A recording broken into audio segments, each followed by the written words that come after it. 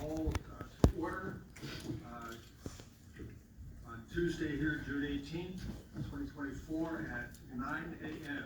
And would you call roll, please? Commissioner Snyder. Here. Bones. Here. Lilliger. Here. Geisler. Here. Dorian. Here. Smith. Here. Chairman Glazer. Here. 7 present, 0 absent. Do we have any public comment on anything dealing with the county or from before? Seeing none, hearing none, moving on. We have presentations. Our administrative controller report. Very good.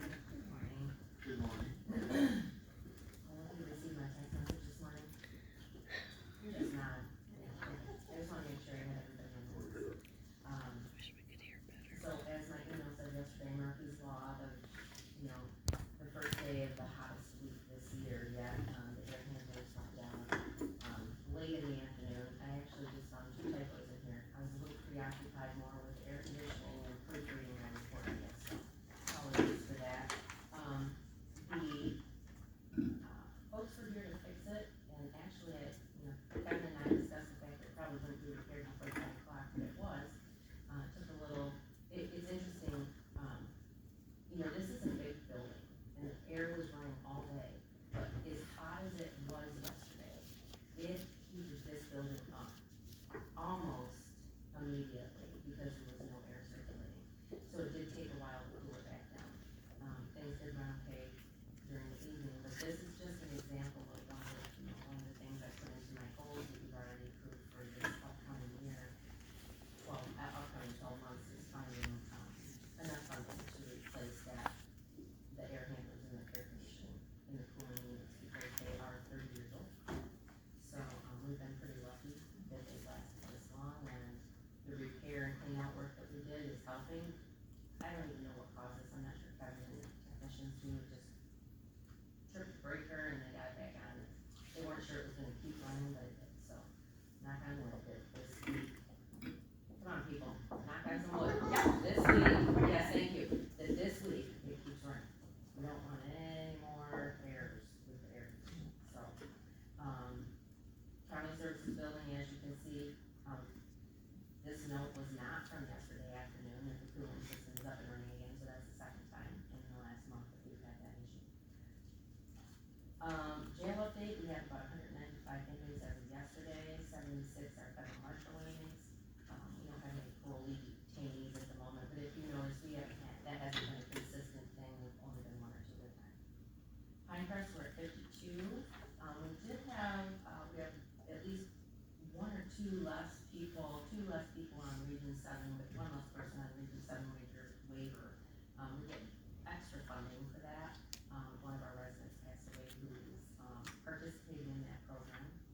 We've had a lot of activity for residents this spring, and I know Corey mentioned that the outing to the Loons game is one of the most anticipated for the residents of Pinecrest, and according to some of the staff that have been around the longest, it was probably the best event since they've been doing it. So really excited for them. We have staff that volunteer to help take them. I know that typically Well, I wanted to respond to the picture that was in the paper, and it was really, really a profound visual of the population that resides there that is so diverse, and folks don't know what they don't know, and it helps them understand that it's not old people predominantly. Right, yeah, just as a follow-up, Pinecrest is not a nursing or a seniors home. It is the county infirmary, which is operated as adult foster care. So anyone who's 18 and older can be a resident. Typically someone who is needing extra care and or has nowhere else to go is always been considered a place of last resort in this community. And the public and the voters in Midland have always been very supportive of having that place for folks. And we've really made a lot of, I would say, changes that have improved the home life for the folks who live there because it is their home. Some of them may be there only 6 months, some of them 6 years or 16 years. So thank you for bringing that up. corrections. You will see on the board agenda that we are getting extra money for community corrections, thanks to the initiative Marissa, and also thanks to our liaison and contact, our oversight person now, Lansing, Molly. Because Midland has been really a model for community corrections programs across the state, and other counties look at us for benchmarking and examples of different programs to try and initiate. When there's extra time, Molly typically reaches out and says to us, if you need money for something, and here's what it, and we did. So, I think it's about $49,000 extra that we're gonna be getting, and, one of the things that, we will see some of that money go towards is extra time for the recovery coaches for our specialty folks.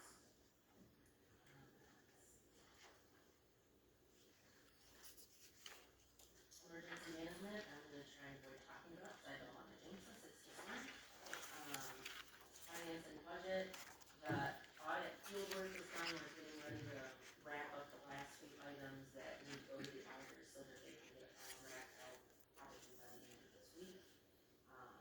Really appreciate the assistance of Tom Smith, our contractor, who typically focuses on grant reporting. In Tiffany's absence, I had mentioned to you, he would be doing some of her work so that the finance staff would not have to wait on me to do that with my schedule. He has also been very helpful in wrapping up some of the final pieces with the audit, so I'm very grateful for that, because that's also something that has been not landed on my plate. And we wouldn't probably be ready to issue a contract at the end of the week if they had been landed on me to try and finalize all of those things, so. Let's see. GIS, just an example of, the partnership that we have with the townships under number 2. We did do some drone flights not for the townships, but with the other departments, and that was, parks up at Heritage, so that they would have imagery. Also, just took the drone out and flew some of the foreclosed parcels. Treasurer's office is going to be auctioning off, so that we can put those online so people can look at those. Let's see. Health department. This is a really busy time for the environmental health staff. I know that we had a presentation from Jim Henry on the material management project and all that brings with it, with new responsibilities and the potential for us to be collaborating with Isabella County and a few others nearby. This is also a very busy time for the food inspection staff in EH, because it's festival time and food truck time. So they are very busy out doing checks, issuing licenses, just to make sure that, those environments are creating safe products for those folks who are interested in enjoying them.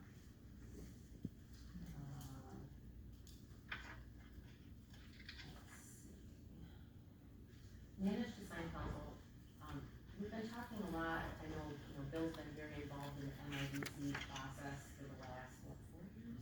Is it been? Probably at least 4 years. And I've actually had some conversations with there are a few county administrator representatives on the commission I've had conversations with them about how some of the decision making that the Indigent Defense Commission is making is negatively impacting actually counties financially, but also impacting at a macro level what they're trying to achieve. And that is the requirements that the commission has put in place to increase the minimum amount paid to attorneys on an hourly basis. It is a large number, and consequently, attorneys don't want to work as employees in the prosecutor's office or in other positions, because they can make more money doing this hourly contract work for indigents. So I think that pretty soon that's gonna, there's gonna have to be some sort of awakening in Lansing on how that's playing out. It's creating a problem as far as resources in the pipeline for staff. It's also creating a problem as far as resources for funding. Now, the MIDC appropriate, the statute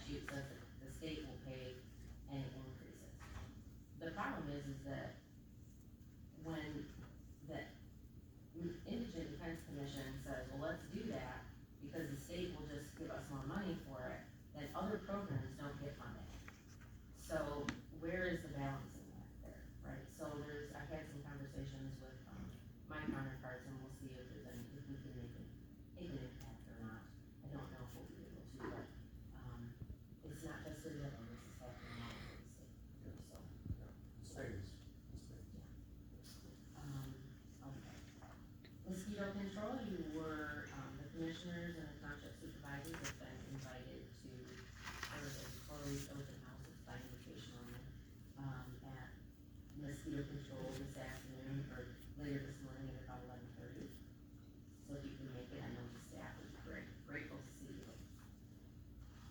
Parks and Rec, this really is kind of not just related to parks, but more about the FEMA reimbursements that we're still waiting on from the state of Michigan. We had a, lengthy call yesterday with, the emergency management / FEMA employees who reside in the Michigan State Police Office in Lansing that work on these projects, and then also up the reps from Region 5 FEMA about why we had not gotten reimbursement on, specifically the debris project for the rail trail.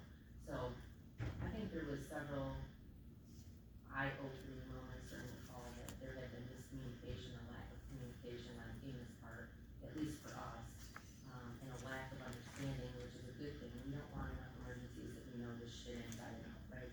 We don't want that. What we want is to have enough assistance that we do the right things and don't have missteps. So right now, we are trying to produce more documentation so that they will approve an increase in the debris costs that we had, and hopefully we will get that reimbursed at the 90% level. But and I think you all remember that FEMA is normally 75% reimbursement, but thanks to the help of the MBA and some of our lobbyists that we've paid, that the Business Alliance has paid, we managed to have language changed in the Federal Appropriations Act, increasing our disaster reimbursements and many others around the country too, but up from 75 to 90%. So that would mean we would only be on the hook for the last 10%. So I'll be waiting to see how that turns out. Other than that, I don't know if there's anything super unusual. The Memorial Day parade went off very well. Appreciate our new VSO, Kevin Meyer, and Ross's assistance, and so he was here getting that all planned out. I know that he has some thoughts for next year, and he's already been trying to work on more outreach. Also, in the community and across the county, you'll see that he's got groups going up to Coleman at least once a month to talk with veterans up there who may find it difficult to travel here. So I'm hoping that that goes well. Any questions on something that I might have skipped over? Yes. So I noticed, so I appreciate you going through things, I noticed a lot of things you talked about this morning were not in the report, was that just,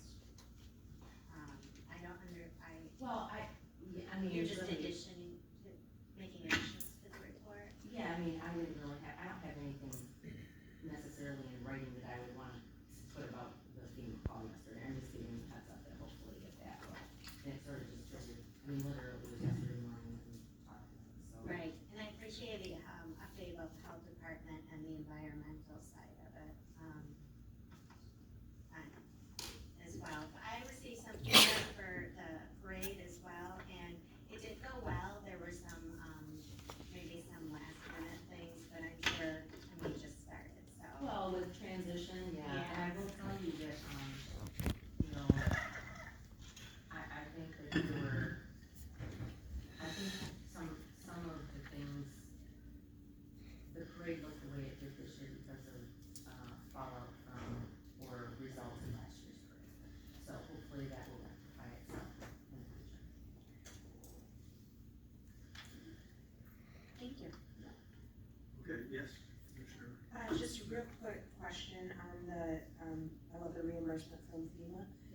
there a deadline, like if we don't get it resolved by X date, then we don't get any money? No, we just keep extending the project. Thank you. Yeah, you're welcome. Well, I I mean, the saw auditors are always irritated that we don't have all of our money in, but. there were several comments in your report regarding that, so I was gonna ask if you had any idea. No idea, I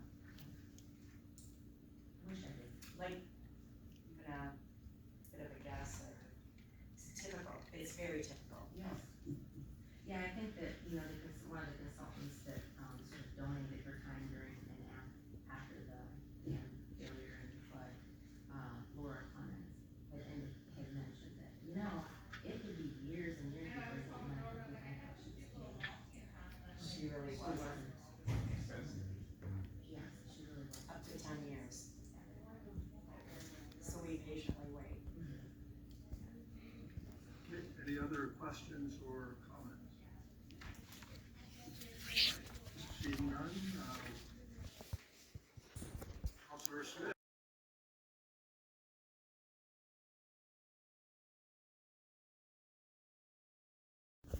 A brief update this morning, a couple things I've been working on, including mutual aid agreement between Midland County and Bay County for the health departments. The contract should be ready to go and be presented to the board in a little bit. Next meeting, and we have the next committee that handling it. Worked on the JCC wall, a new contract with the contractor from Saginaw. Comfort. Thank you. And they were good to work with, and Kevin Beeson, of course, was helpful in that regard.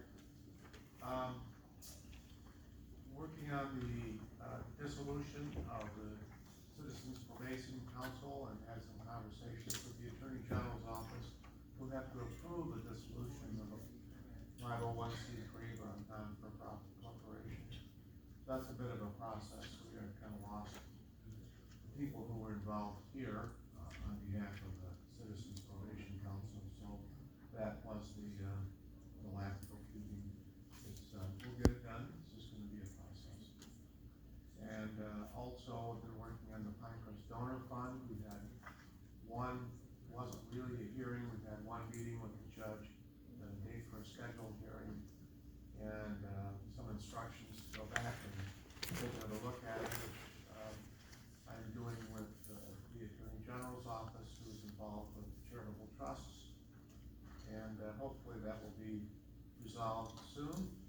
I think it's going to be, for the most part, favorable to the county, maybe more logical than it was before.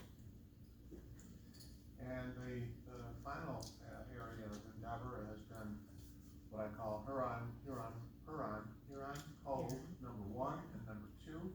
So there are two lawsuits filed in naming the county in both of them. Huron Cove #1 is the lawsuit claiming that the system for assessments is invalid and should be reviewed in a different light. That hearing, there was a hearing, there's been a rejoinder of that in a hearing before Judge Beal here, and that is awaiting a response from the circuit court, and that will give us better direction as to where that is headed. Like Huron Code #2, which is a claim that we have unlawfully taken by inverse condemnation of property of those who suffered damages at the time of the flood. The plaintiffs have just filed their first amended complaint on that, which is going to cause further delay in the resolution of that at all. There is a strategy to do so. But basically, here on Code #1 and #2, result in a delay, a forced planned potential closure of work for a period of time on the restoration of all of the dams. And, it's not nice to think that all of the work that's been done and planned and all the preparations for activity are put on hold and not be able to get their work done during this period of time, but in fact, that's the case. So we're kind of hoping for a sooner brings me to my question, do we have any best case or guess as to when we may hear back from circuit court? There are a lot of uncertainties. You can't make the judge, any judge, make a ruling, of course, and so they have to work through the issues and opinions, and then be comfortable with those opinions, gotta be the circuit court. I guess I would anticipate that no matter what happens in the circuit court, there will be an appeal, which goes to the Court of Appeals, which again is another period of time. There could be circumstances that are in our favor in the event of such an appeal, in terms of an injunction of some sort, or a continuation of the assessment collection. But I anticipate that whatever the result is, that there will be an appeal. As far as the other case is concerned, there is strategy going forth, and I don't want to discuss that at this point, but it also it's not been, there's not been a rejoinder of the amended answer, they just got it. And so that'll be happening, and then it'll be in litigation. That'll be motions and other pre-trial activities, probably in court somewhere. So it's, it's not stagnant, but it's kind of a status quo at this point. The Four Lakes was not able to make the assessment and collect the assessments at this time. Thanks. I think that's all I have. Any other questions for Councilor Smith? Yes, Commissioner Smith? So just to clarify, you said the Four Lakes Task Force can't let the special assessment right now. Does that mean for everybody on both lakes, or just the people in the Huron Cove? Whole district. Whole district. Of course, we're interested primarily in Sanford, but there is an equal interest in the 3 dams that are in Gladwin County, and I think the point that's really relevant is that the assessment district is all the properties along all 4 lakes and rivers, right? So you can't stop a little section and then levy the assessment to the other, so it's all in that. And I think, Yes, and Commissioner so Huron, it's called Huron Cove, but it's really made up of a variety of sporadic people throughout the whole stat. So It it's just not started actually a little area, it's a small amount of people, but it's speckled throughout the whole. right, it's just a shortcut to stay here on Cove. It makes it easier to Yes. understand what it is. Yeah, there are a number of, if you look at the caption, it lists hundreds of names. 800 Yeah. and 20. Thank you for that. Estimation. My staff had to put them all in, it was a lot. Is that spouses and, is that like one per property, or is that like is it 2 per property? Cause I heard that it may list each owner on the property. So I would have to look at the original complaint that was filed to Okay. tell you that, but I believe it lists them as like a husband and wife. Yeah, Together. And then they're one part. they're one party. So And the 820 is just one party. I would have to look at it specifically, and I can't from this meeting. Well, it's usually, you're talking about ownership of a parcel of Yeah. land. Yeah, So that would be parcel of land. I just didn't know if it was 820 parcels or if it was 820 names, cause there's multiple owners. Right, but the plan is to be multiple people, but the parcels are there's one parcel, say, So 820 oftentimes for a parcels. husband and wife, married couple, or significant other, Partnership whatever. LLC, okay. I think that would be good information for us to get, and I could probably reach out to Kayla and get that also. I forget the exact numbers being on the Four Lakes Task Force, but yeah, I think for us all to know what percentage of the people are challenging this. I mean, at one point it was about 10%, I don't know where that number is right now, coming during the lawsuit, but Yeah, be good information for us to have. and I think the vast majority of those folks would be, it's logical, and I think if they are located in Gladwin County, because most of the properties are located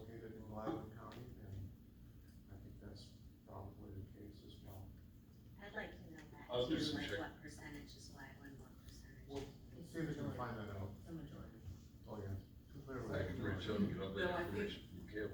Bill, I think you have a copy of the complaint I do.